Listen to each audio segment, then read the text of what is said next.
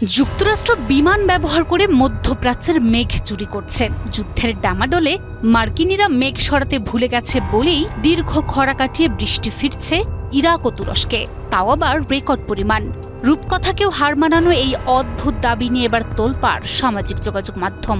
সত্যি কি মেঘ চুরি করা যায়? বিজ্ঞানের ব্যাখ্যা কি? তপ্ত মরুভূমির আকাশে বৃষ্টির রেখা। কয়েক বছরের তীব্র খরা কাটিয়ে মধ্যপ্রাচ্যের বিভিন্ন দেশে যখন বৃষ্টির দেখা মিলছে, তখনই শুরু হয়েছে নতুন এক বিতর্ক। মধ্যপ্রাচ্যের ভূরাজনীতি যখন উত্তপ্ত, ঠিক তখনই এক বিস্ফোরক দাবি তুললেন ইরাকের সংসদ সদস্য আব্দুল্লাহ আল খাইকানি। তার মতে, ইরাক ও তার প্রতিবেশী দেশগুলোর আকাশে যখন মেঘ জমত, যুক্তরাষ্ট্র উন্নত প্রযুক্তি ব্যবহার করে সেই মেঘ সরিয়ে দিত কিংবা ভেঙে ফেলত। খাইকানির দাবি, বর্তমানে ইরান ও মধ্যপ্রাচ্যের যুদ্ধ পরিস্থিতি নিয়ে ব্যস্ত থাকায় যুক্তরাষ্ট্র তার ক্লাউড ড্রাইভ প্রযুক্তি ব্যবহারে মনোযোগ দিতে পারছে না, আর সেই সুযোগেই মধ্যপ্রাচ্যে ফিরেছে বৃষ্টি। শুধু তিনিই নন, তুরস্ক ও ইরাকের কয়েক শতাংশ নেটিজেনদের মুখেও এখন একই কথা। তাদের দাবি, এতদিন কৃত্রিমভাবে খরা সৃষ্টি করে রাখা হয়েছিল।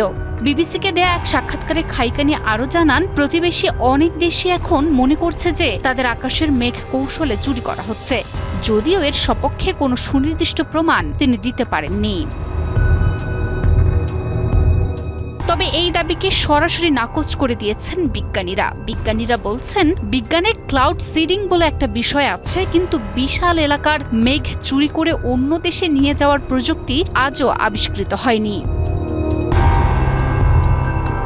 বিজ্ঞানীরা বলছেন, মেঘ চুরির কোনো প্রমাণ না থাকলেও জলবায়ু পরিবর্তনের প্রভাব মধ্যপ্রাচ্যে স্পষ্ট। জাতিসংঘের জলবায়ু প্যানেল আইপিসিসির মতে, মধ্যপ্রাচ্যের তাপমাত্রা বৃদ্ধির হার বৈশ্বিক গড়ের চেয়ে দ্বিগুণ।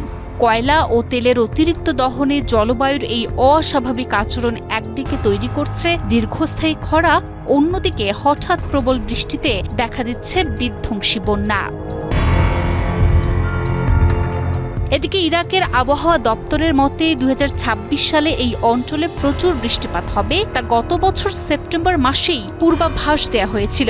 অর্থাৎ যুদ্ধ বা ভূ রাজনীতির সাথে এর কোনো সম্পর্ক নেই। তবে কারণ যাই হোক, বছরের পর বছর তৃষ্ণার্ত থাকা মরুভূমির ধূলিকণা যে বৃষ্টির ছোঁয়ায় প্রাণ ফিরে পেয়েছে, সেটাই এখন সবচেয়ে বড় বাস্তবতা।